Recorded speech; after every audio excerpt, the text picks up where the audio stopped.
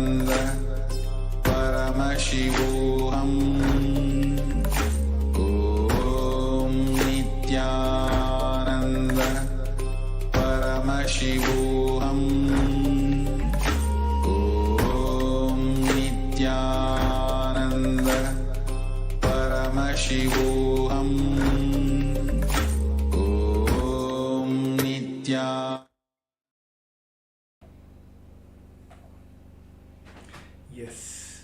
Now, all of you can relax. You can slowly open your eye bands and open your eyes. Yes. So before verifying your answers, let us take a few moments to pen down what Swamiji have revealed to you during this power manifestation segment. So let's put it this way. From the moment you closed your eyes and started manifesting this power with the cognition that I am Paramashiva, what all Paramashiva have revealed to you, whether it's a shape, an object, or a person, or you had a kind of different kind of feeling inside you, seen some colors, or imagination, or a scenario, whatever, or you heard a sound which is from unknown, which you never expected, whatever has happened from the moment you started manifesting this power, let's pen down. And all the viewers who are watching us on YouTube and other social media platforms, please take a moment also in the comment section. You can also post what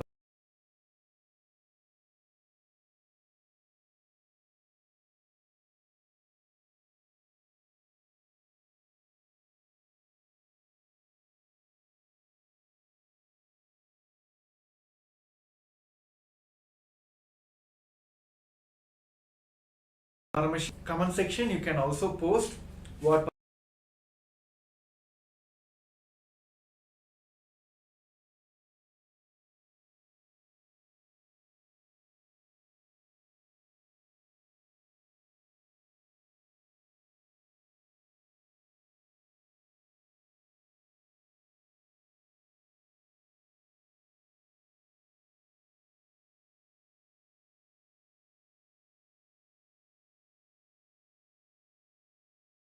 Paramashivam. Om Nithyananda Paramashivoham. Om Nithyananda Paramashivoham. Om Nithyananda Paramashivoham. So those who are all watching in the YouTube and Facebook and Twitter, please use the comment section, the default comment section, where you can also share what someone revealed to you during this power manifestation segment. Yes. So without no ado, let us verify our answers now. So here, this is a picture which is projected for you during this power manifestation segment, which is a typically office building with a glassy finish. This was projected to you during this power manifestation segment. I think now many of you may easily able to relate, oh, I remembered my office time, or suddenly my office came into my mind because tomorrow is a Monday, I have to get back to my office routine, all that. See, these are the ways, many ways that Paramashiva, Swami himself, will start manifesting these powers to you. Like start revealing to you beyond the two eyes. So now, our responsibility now is take this moment, enjoy this moment and share with everyone. Let this moment maybe like how we will keep a wall of frames, that we will keep like best moments in our life and put it a wall of frame in our like in our house, right? It can have multiple purposes. The moment you look at those frames, you will just remember those incidents, how the whole scenario was. Maybe you graduated from a 12th grade with a A plus or the first graduation, first class. The moment you see that picture, it always gives you the same kind of feeling, bio memory, bio energy, everything, that you can go back to that same incident and relive the entire incident. So you will have the same experience how you had that time. Same way, whenever you start manifesting these powers, moment you finish power manifestation, make yourself and make your own video and share it on social media. Tomorrow, whenever you feel that you're struck with the delusion or you're not able to manifest this power, you just need to come back to this video and watch. The powerful cognition which helps you to manifest today will same powerful cognitions will help you manifest later also. So that is the core principle, the core benefit of making this moment share with multiple peoples. And of course, whenever you share the happy moments, it multiplies in, I would say, no, we can't call it as a numbers, right? So that is the reason I request all the participants who are manifested, and even if you are yet to manifest, put it in that way. I'm yet to manifest these powers. So right, yes.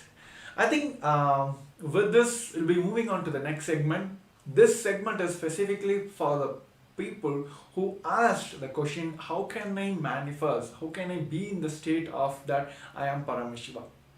So let us all understand that anything other than that I am Paramashiva, if you're having anything in your life, just decide and be clear, it is a delusion.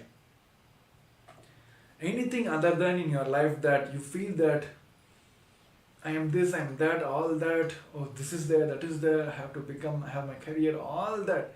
Anything other than you being Paramashiva, you feeling that I am Paramashiva is a delusion. Maybe today world is very, I would say, like widely speaking about Maya matrix, right? So this is what Hinduism have taught us, like Sanatana Hindu Dharma has given us a core principle in our life, that I am Paramashiva.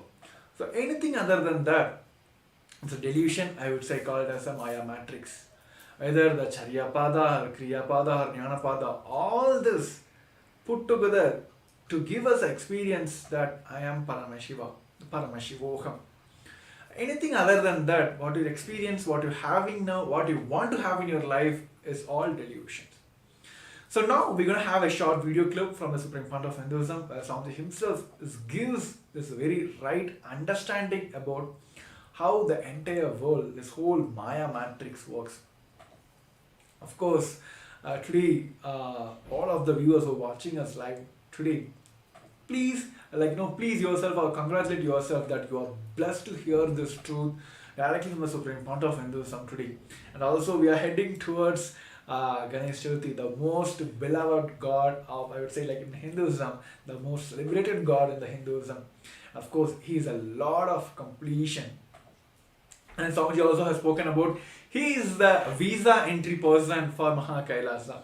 So whoever want to experience KAILASA, moment start connecting with Ganapati, he is the visa entry guy. Moment you pass him, moment you please him, of course the next person will be Nandi. He will just give the visa to you to experience and reach KAILASA. So now let us understand directly from the Supreme Pontiff of Hinduism that how we are struck with this Maya matrix. So before getting into the video, I request all the participants to put your understanding of Maya matrix, or if you understand about what is Maya matrix and what are the Maya matrix you are struck with. Maybe you might have struck with, oh, I have to have this much of zeros in my bank balance. Oh, I have to have that, I have to have this. And I am like, I want to manifest these kind of health or wealth. We have so many ideas, so many perspectives about our life, and we are still struck with, oh, I have to fulfill this, that. I want to make sure that the society pleases me, society have a high image about me. There are many things which we ourselves put, frame our life like, okay, oh, this is that, my life is best, right? So we continuously deviating ourselves from our fundamental cognition that I am Paramashiva.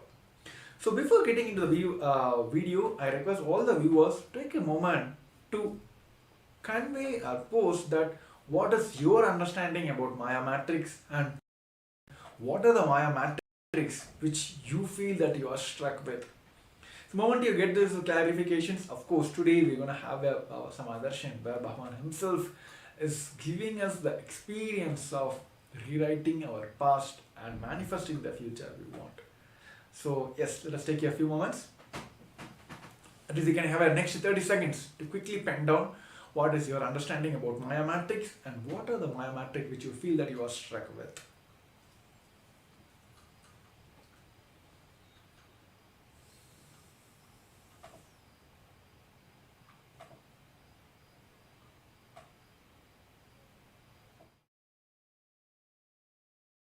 Also enter into the video. Now we first let us listen from the Supreme Pontiff of Hinduism, the science of decoding the Maya matrix, then we'll understand how we can get rid of all these delusions and Maya matrix, how we can break free from all this. So I request all the participants, viewers, for a complete listening. Yes. Everything in your inner space which does not allow you to manifest Sadashivoham is fear. It is like a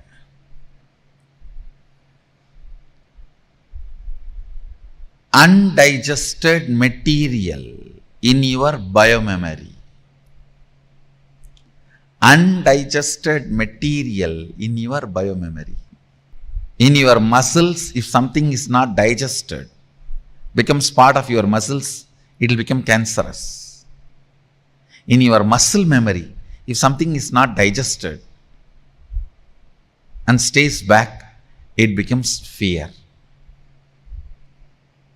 It becomes fear.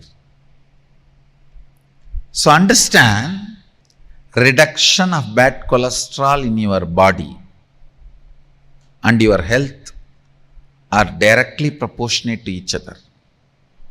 Reduction of fears in your system and your enlightenment is directly proportionate.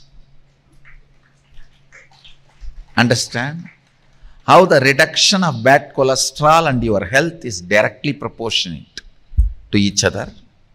Same way, reduction of fears and manifestation of Sadashivoham is directly proportionate to each other, because the cholesterol does not stop on that extra tire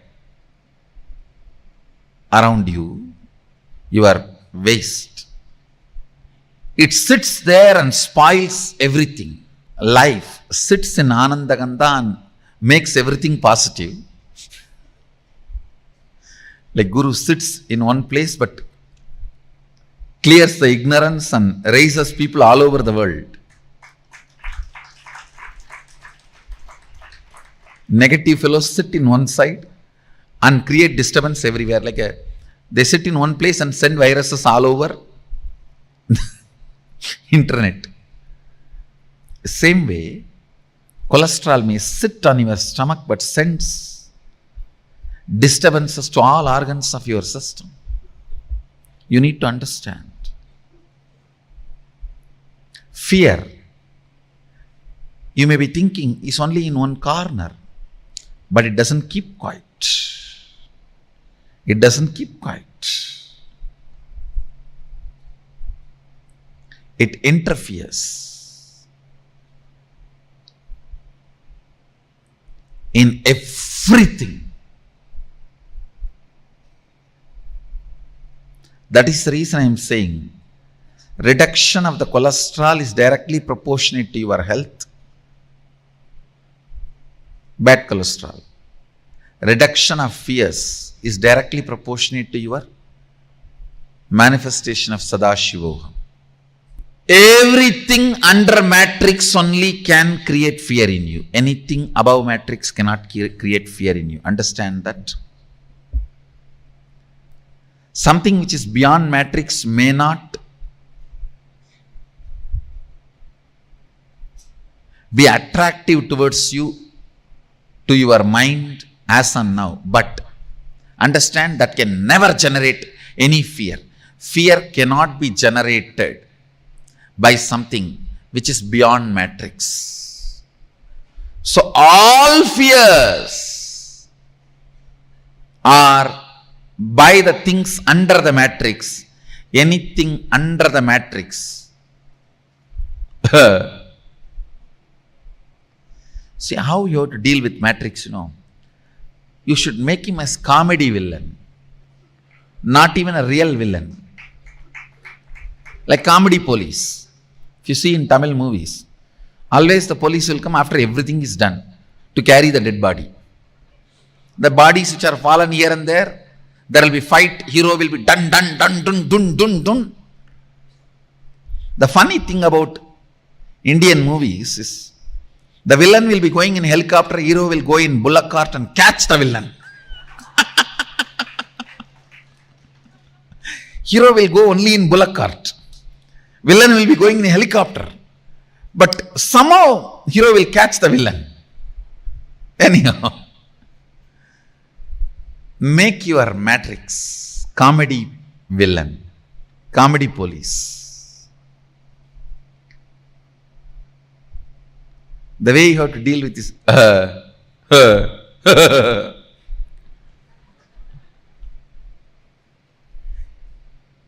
treat anything under matrix as like a dirt. I can give you many examples. If a frog is trying to kick the elephant, how the elephant will look at the frog, same way look at your matrix. I wanted to tell you one important thing. Be rest assured. Even if you think you are under the matrix, ultimately there is a space in you which cannot be bound by any matrix, that is Sadashivoham.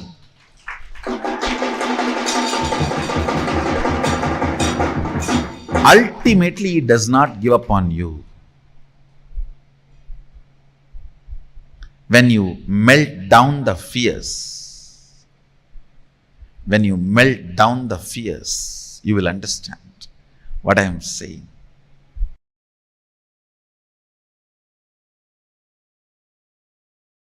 மரத்தை மறைத்தது மாமத யானை, மரத்தில் மறைந்தது மாமத யானை. பரத்தை மறைத்தது பார்முதல் பூதம், பரத்தில் மறைந்தது பார்முதல் பூதம். பொன்னை மறைத்தது பொன்னணி பூஷணம், பொன்னில் மறைந்தது பொன்னணி பூஷணம். தன்னை மறைத்தது தன்கரணங்களே, தன்னில் மறைந்தது தன்கரணங்களே. I'll give you the translation. In a wooden elephant carving, if you see the intricacies of carving and perceive it as elephant, you forget it is wood. If you perceive it as a wood, you forget it's a carving. Listen carefully.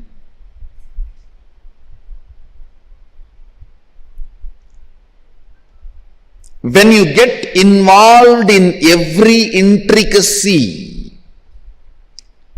of what is shown in front of you by building an opinion about everything as good or bad, you are caught in the Maya matrix. Listen. The every curve, ups and downs of what is being shown, what is appearing in front of you, whatever is appearing in front of you,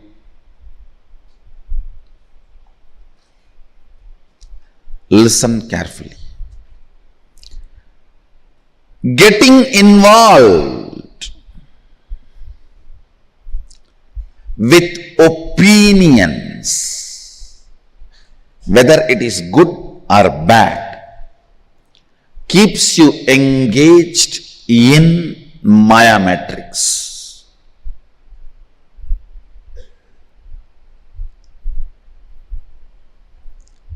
If you build opinion about every person, every situation, everything around your life, you will polarize the whole life. All this good for me, all this bad for me.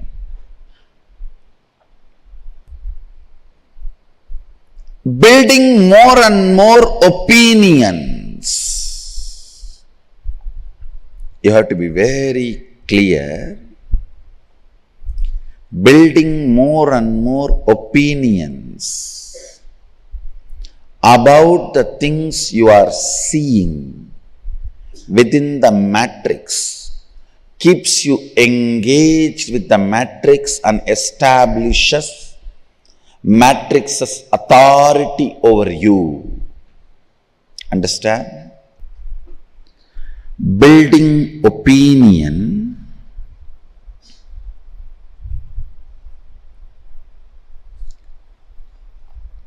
as good or bad is what I call seeing the elephant and forgetting it is wood. Understand? In the world, it is a wood sculpture of elephant. But if you perceive that as elephant, it's my world.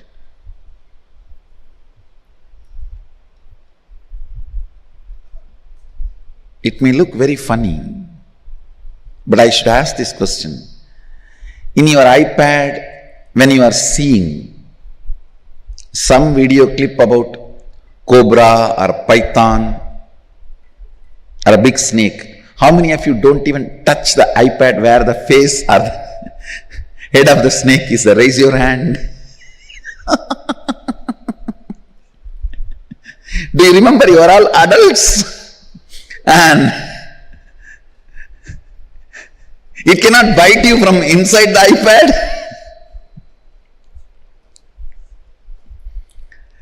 Listen.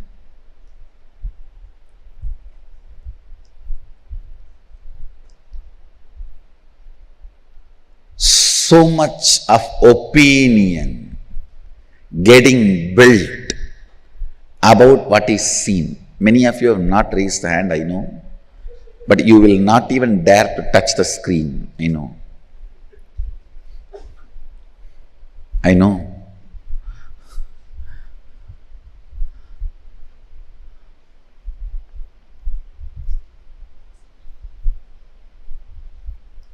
Now in LED screen, if I project a huge cobra which is moving, a video about the cobra, let me ask and let me see how many are able to touch the LED screen. Listen. It may be very simple pattern. It may look too simple, but it is not. I want you to contemplate on it. It is one of the very important revelation I wanted to share today.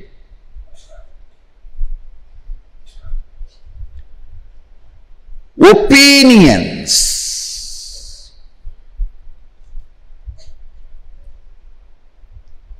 Building opinion about everything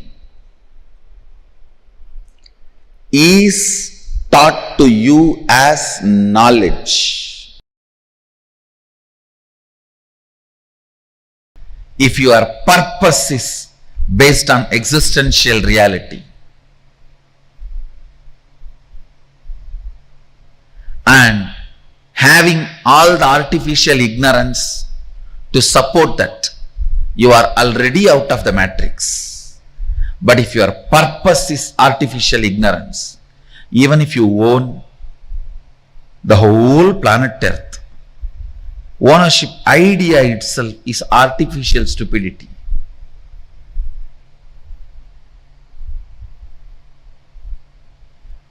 Within the matrix, anything you do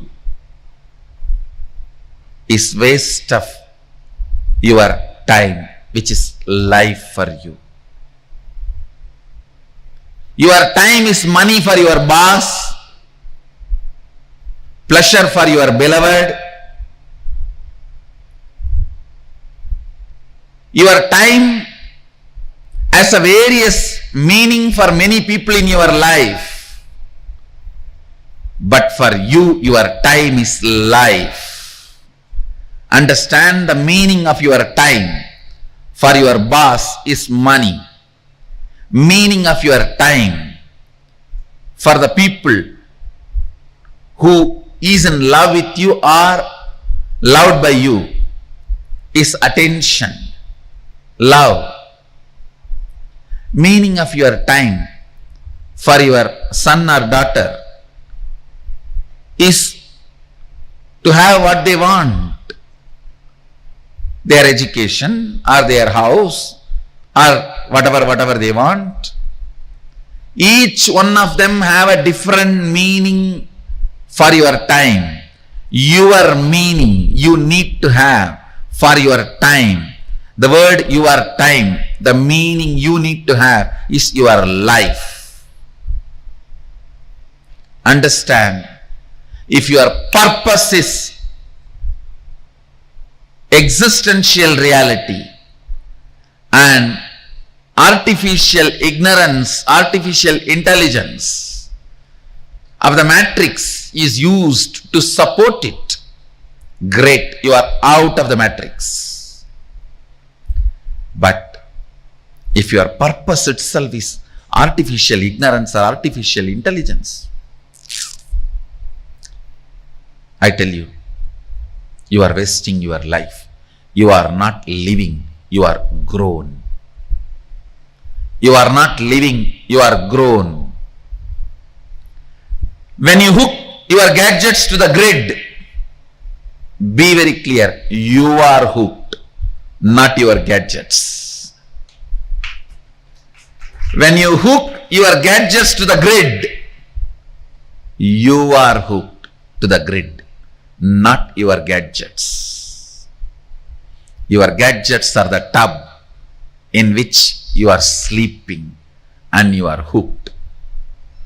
The artificial pleasure you feel in your Facebook friends and the gadgets, with that is the liquid, lubrication liquid on which you are grown. Understand, it is 110 volt current in the Matrix movie. I'll call it as a 120 because 120B is conspiracy in Indian IPC. It's a 120B, greatest conspiracy against humanity. Please listen.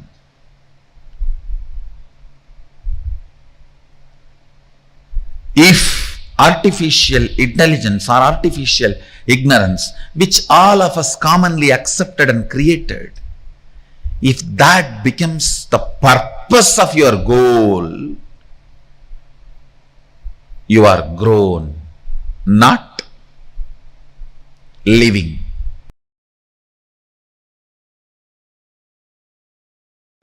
Jiva, listen, the individual existence, perceptional,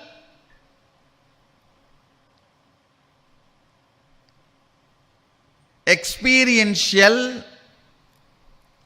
comparative, all put together, your individual existence is Jiva. It goes through 25 states of consciousness.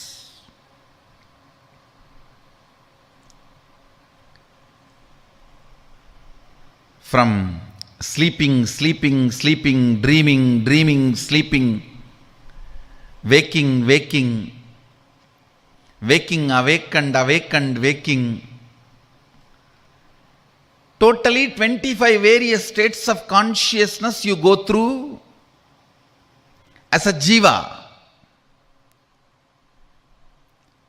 Jagat, the universe. It has 11 dimension. Length, breadth, depth is all you know. Time and space still scientists are exploring. But various permutations and combinations of length, breadth, depth, time and space forms 11 dimension. That is the Jagat, universe. Sadashiva, Ishvara, who manifests as 5 dimension and unmanifest part of him. That is Ishvara. Listen. Jiva, soul. Jagat, universe. Ishvara, Sadashiva. The matrix between these three is called Sri Vidya. The knowledge of Sri. Sri means Adi Shakti. The knowledge of Adi Shakti is the knowledge which will liberate you from this matrix. Understand?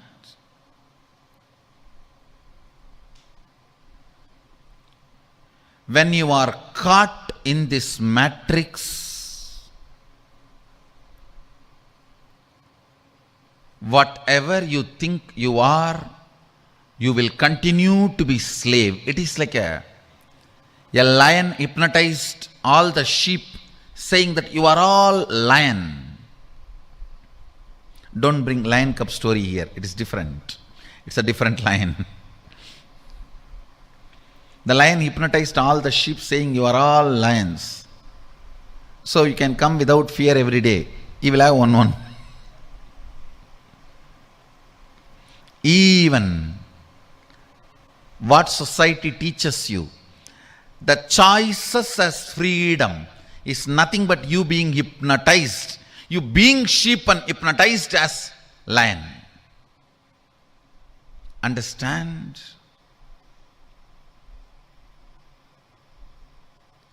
That is why Kathopanishad again and again insists on right, not the pleasant. If both can come together, great. If you have to make a choice, always right, not the pleasant. Because most of the time, in the form of the pleasant, enters matrix into you. Listen. Listen. I'll tell you, when you fall into the matrix, Maya, when you fall into the Maya, I'll tell you exactly. Listen carefully.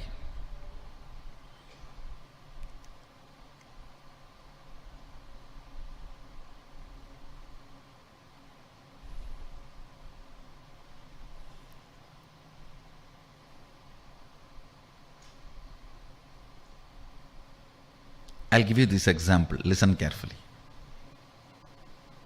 You come and ask me, Swamiji, give me the way for enlightenment. I tell you nothing. Just have integrity and listening with the Guru. You will immediately be liberated. And you start thinking, oh God, integrity means I have to be completely in tune with what he is telling.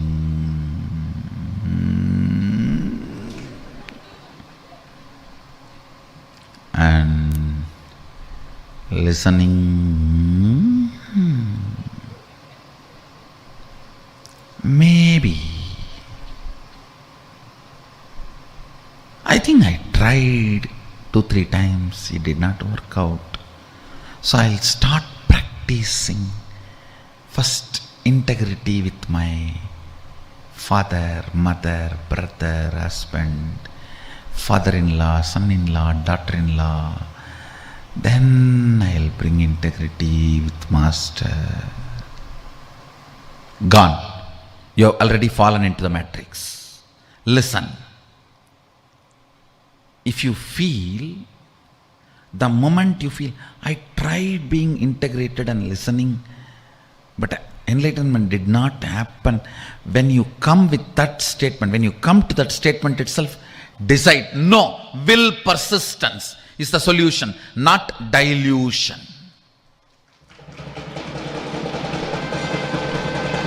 Understand the first principle. The first principle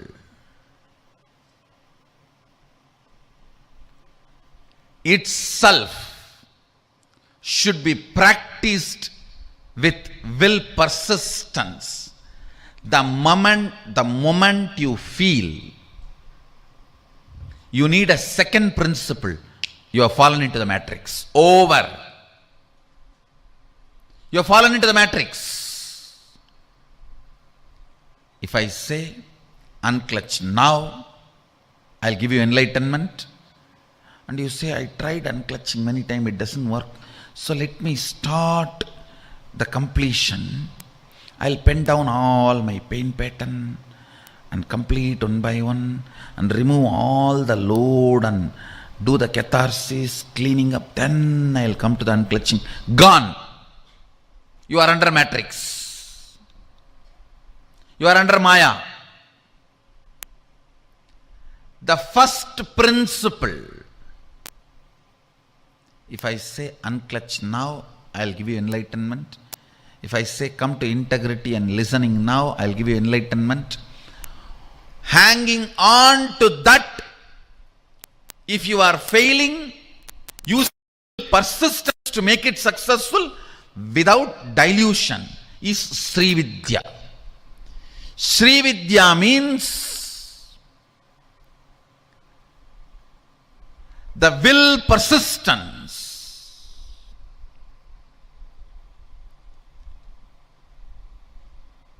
To master the mystery of the matrix, how this Jiva Ishvara Jagat is spinned around,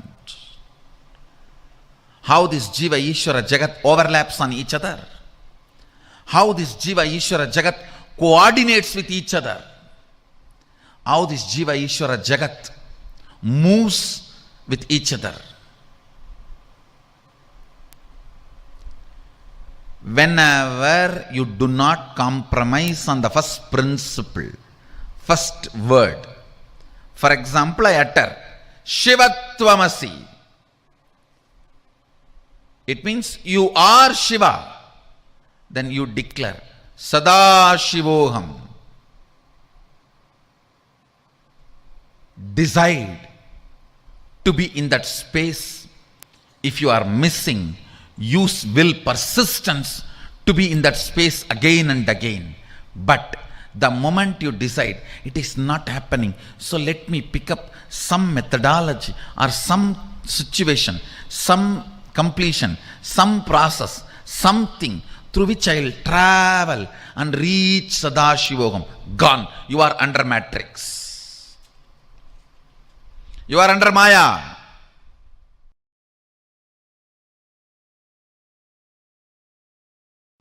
Understanding the Maya matrix, ferociously breaking from it, using all your ferociousness to make one hole into that Maya matrix and getting out, reaching the spaceship. Then, using the same ferociousness to break the Maya matrix, being inside. That is what is manifesting powers. Listen carefully. When you manifest powers, you are not letting any of the rules, regulations, bondages, powerlessness of the matrix come to any agreement with you. Matrix tries its best. Let's have a contract. You don't expose me,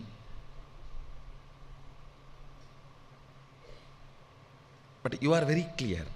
I am not going to have anything extraordinary by you giving me like a bhiksha. I'll break you, only then I'll have powers. Not by having understanding with you, but by making you shiver. Listen, that is the attitude of a Shaivite. Even the reality, grahas, cannot touch, disturb a man who is beyond the Maya matrix. Accident cannot happen to a being beyond Maya matrix. if you read the Kolarpadikam of Jnana Sambandar, how beautifully he describes. He does not stop with just 9 grahas. He says, the wild animals, other devatas, thieves, forest fire, nothing can touch you. Nothing can touch you. The whole Kolarpadikam of Jnana Sambandar, the thought current is conveying to us is, have the ferociousness towards the Maya matrix. It cannot touch you. It cannot touch you. Prevalent things which makes you powerless are reality. Nothing can touch you. Avai nalla adiyar avarkku migave.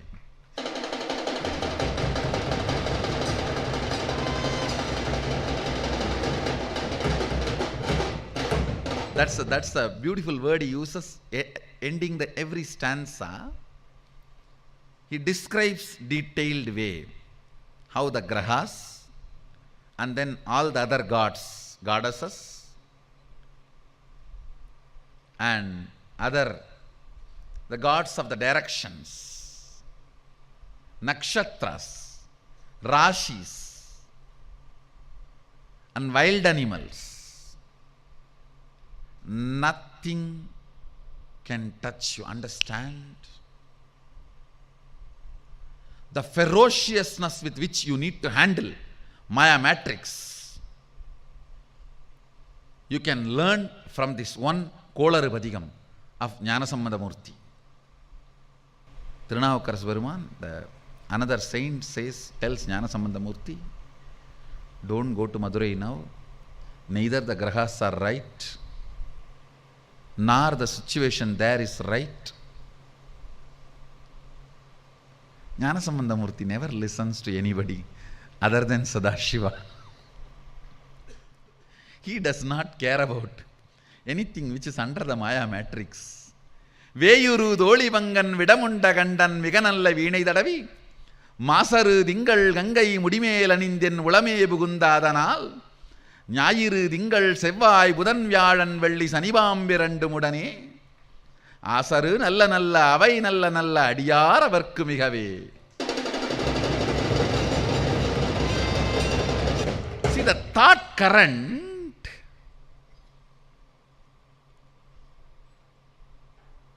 when I know reality is my purpose, I cannot entertain the powerlessness, victim pornography, and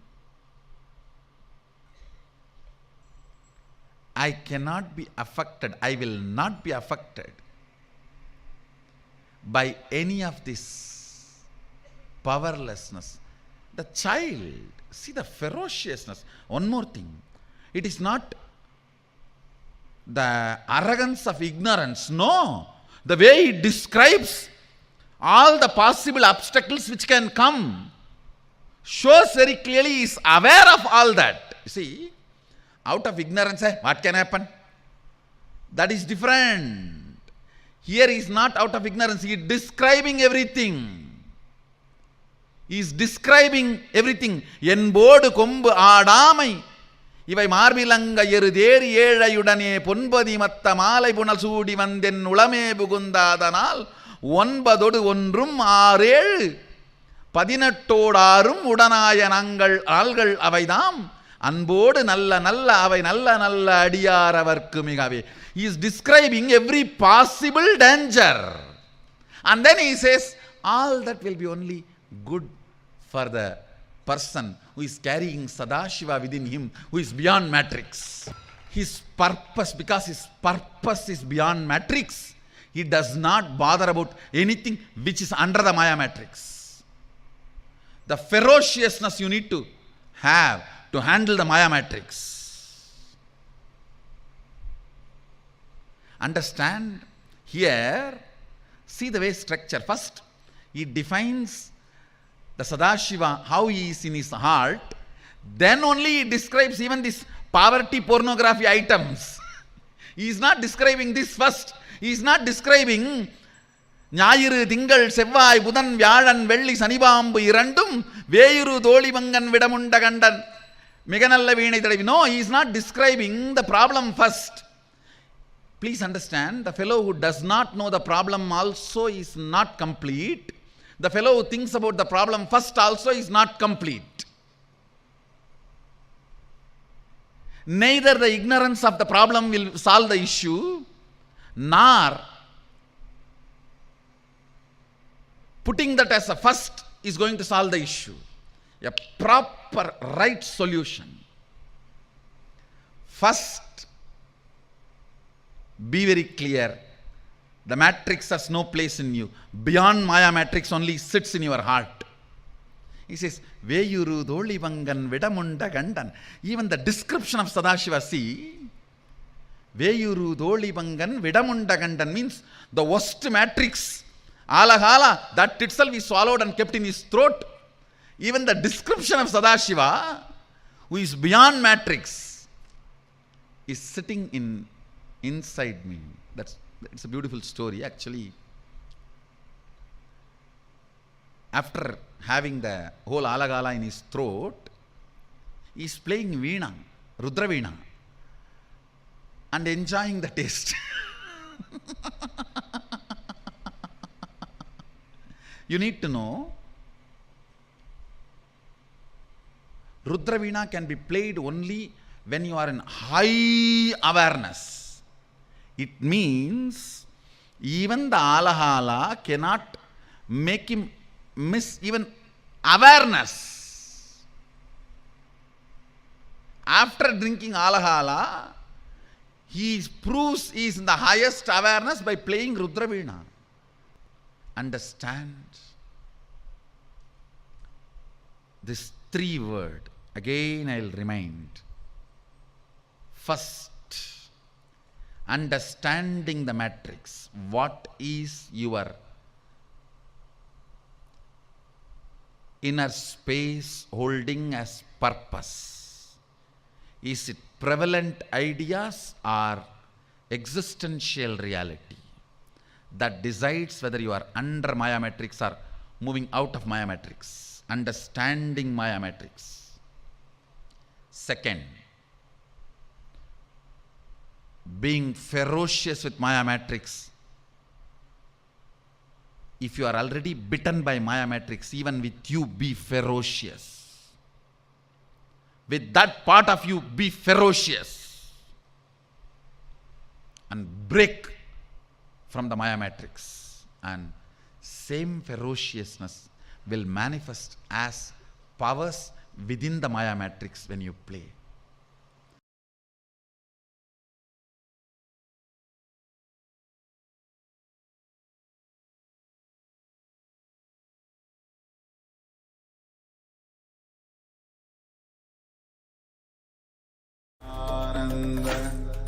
Paramashivoham.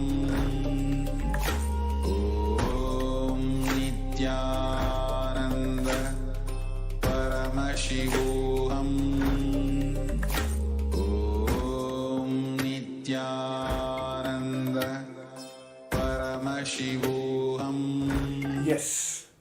So we have heard from the Supreme Pontiff of Hinduism, and he have given the breakthrough science, I would say, or you can call it as a knowledge for all of us, how this whole Maya matrix is formed and how we are struck with that, and what is the solution to come out of this Maya matrix.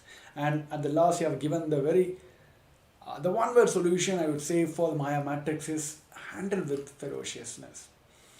See, understand from this one fundamental principle that anything you have in your life, it's not allowing you to feel and manifest that Paramashivoham or Sadashivoham, that you are Paramashiva or you are Sadashiva, is delusions.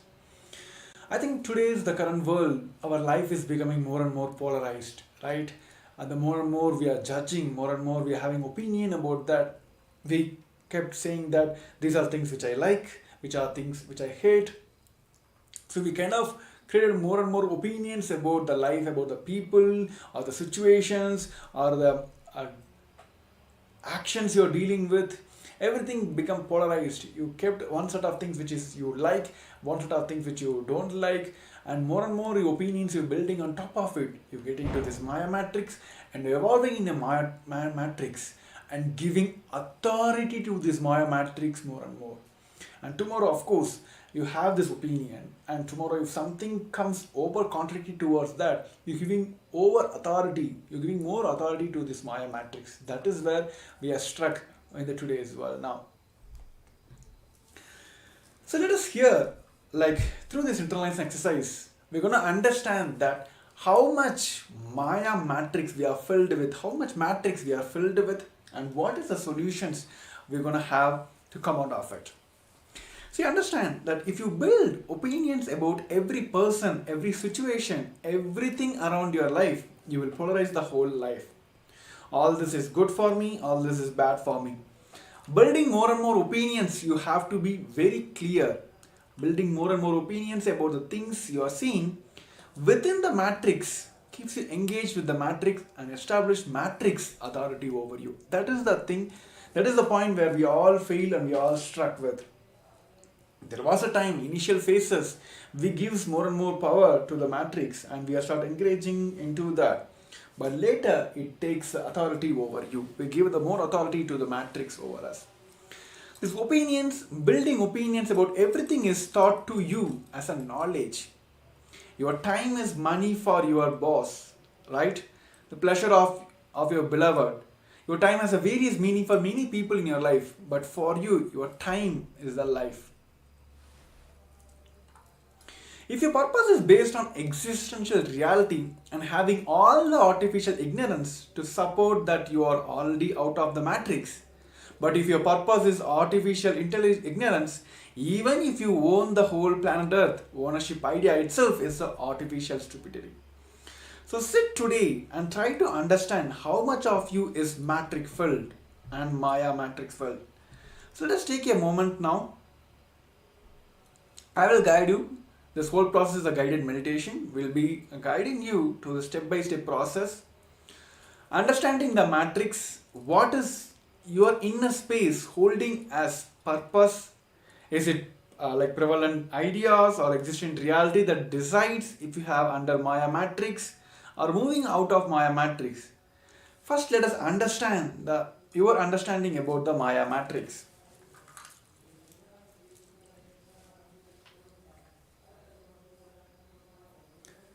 See, just with this one factor alone, time.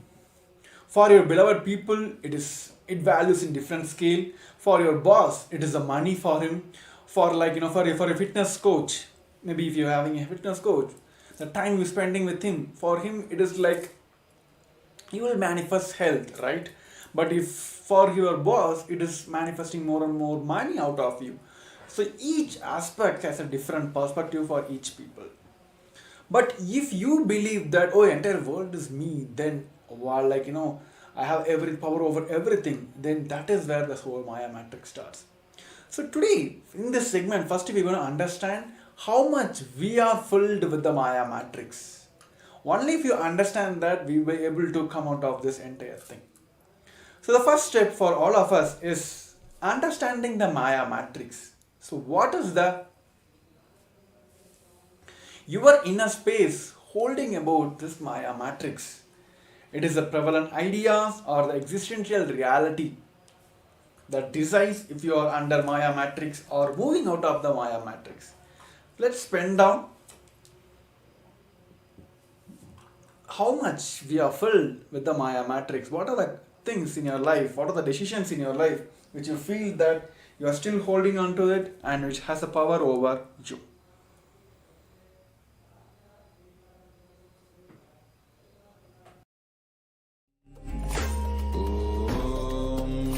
Nithyananda Paramashivoham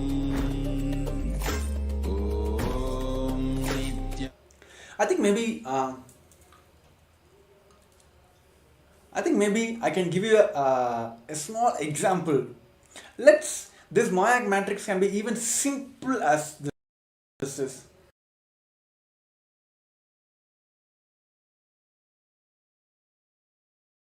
How many of you have the habit of having a cup of coffee every day?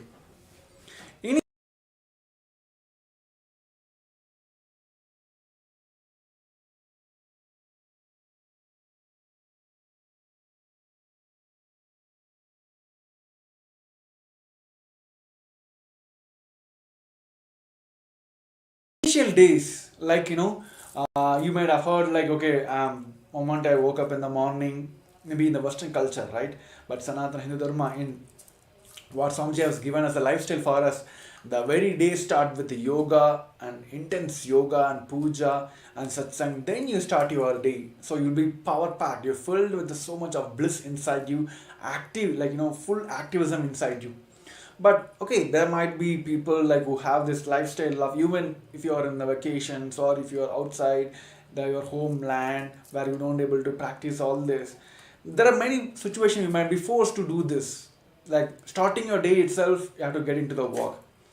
Those are the moments you might have felt like, okay, having a cup of coffee may help me to boost my activism.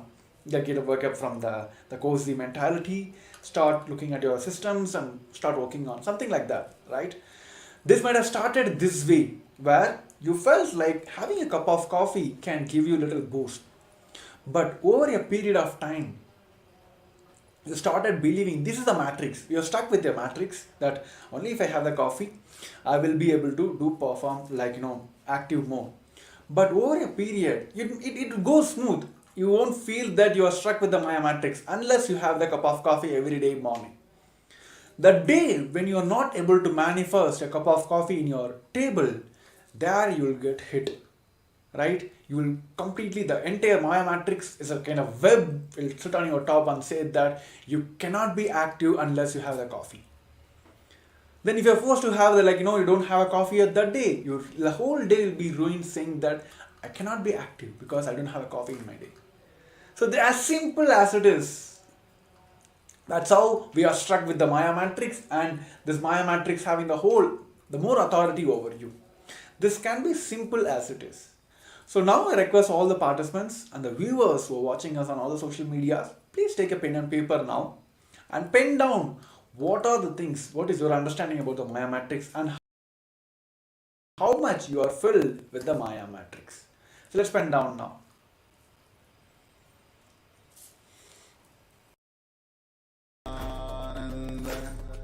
Paramashivoham. Om Nithyananda. Paramashivoham. Om Nithyananda. Paramashivoham. Om Nithyananda. Paramashivoham. Om Nithyananda. Paramashivoham. Om Nithyananda.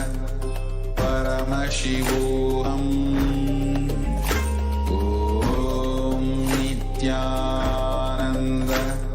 Paramashivoham.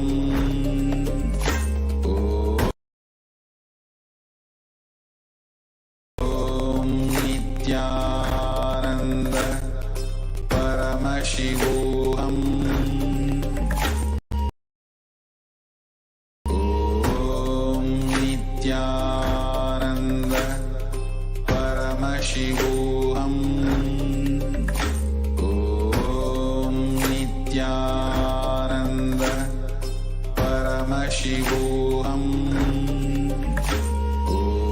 Om Nithyananda.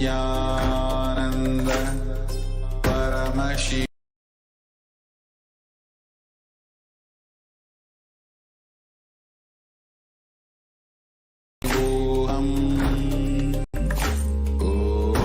Om Nithyananda. Paramashivoham. Om Nithyananda.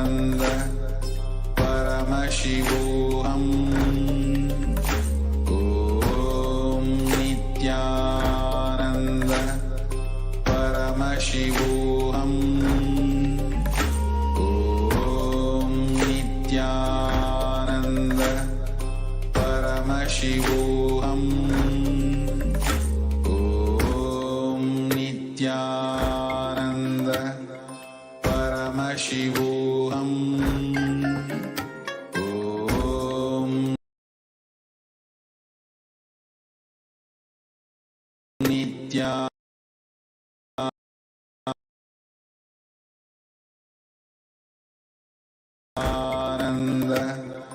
Paramashivoham.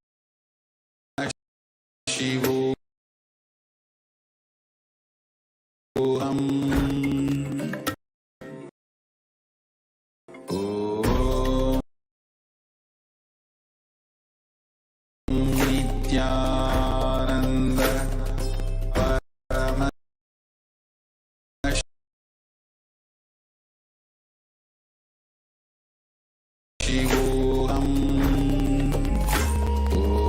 Om Nithyananda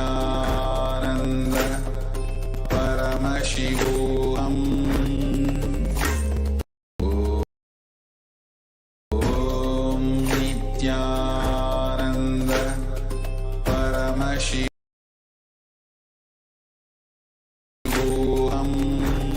Om Nithyananda Paramashivoham. Om Nithyananda Paramashivoham. Om Nithyananda Paramashivoham. Om Nithyananda Paramashivoham. Om Nithyananda Paramashivoham. Om Nithyananda Paramashivoham. Om Nithyananda Paramashivoham. Om Nithyananda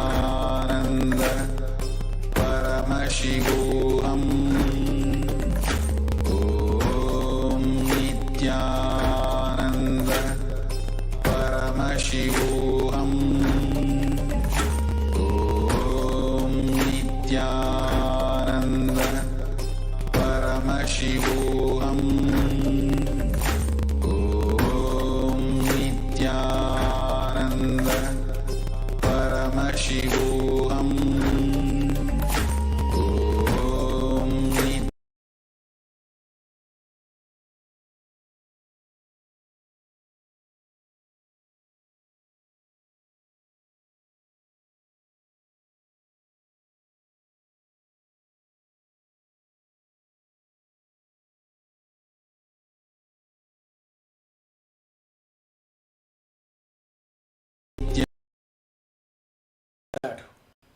am not going to give authority to Maya matrix to play more and more role in my life.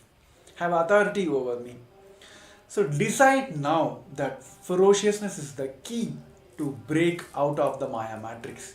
Whether it's like breaking your Maya matrix that you need a coffee in your life, or that your entire life is filled with so responsibilities, I have to fill that, I have to fill that, all that. Just boil down. Act on every actions you're doing in your life, whether you're leading you to experience I am Paramashiva or not. Whatever it may be, the food you're eating, the clothes you're wearing, whether it is leading you to just start thinking from this side. Be ferocious with yourself of how you can manifest and be in the state of Paramashivoham. Right? So yes, so with this, we're coming to this end of this segment. And now we'll be moving on to the next segment, which is the powerful segment, which is the past life regressions. So going back to the past and completing and altering our entire past itself.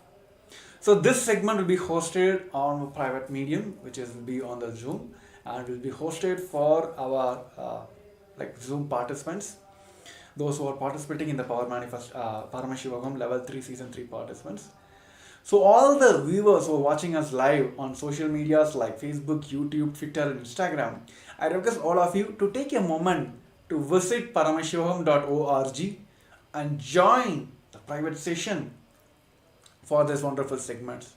So we'll be having maybe like a 5 minutes gap for all of you to take a moment to register yourself for being part of this Paramashivoham. Please head to paramashivoham.org It's a registration link.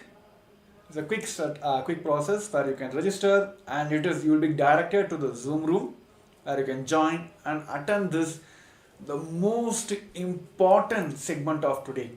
So yes, of course, almost like 1.5 hours, we're going to have a live Baba Samaj Darshan from the Supreme Pontiff of Hinduism. So it is a preparation process I think I would say like the second key process of today is, the first is Baba Samaj Darshan, and the second is this past life regression process. So I request all of you that this segment will not be telecasted on your social medias for various reasons. So we request all the participants to take a moment, register for paramashivoham.org and join us on the segment. And all the participants who are watching us and being part of in the Zoom room, please prepare your place ready, in a sense like have a comfortable seating position, make sure your cameras are turned down. If you want to have a cup of water, I want to use the restroom, please finish and join us in 5 minutes. We're going to start the process in 5 minutes. And all the viewers who are watching us live, I request all of you to please head back. The registration link is projected on the down, paramashivoham.org, and please register yourself now and join for this program. I'm telling you, please don't miss this opportunity. And it is the best process. It gives a tremendous breakthrough in your life. Just how you can, it gives the entire science of how you can rewrite your past itself. So yes, join back.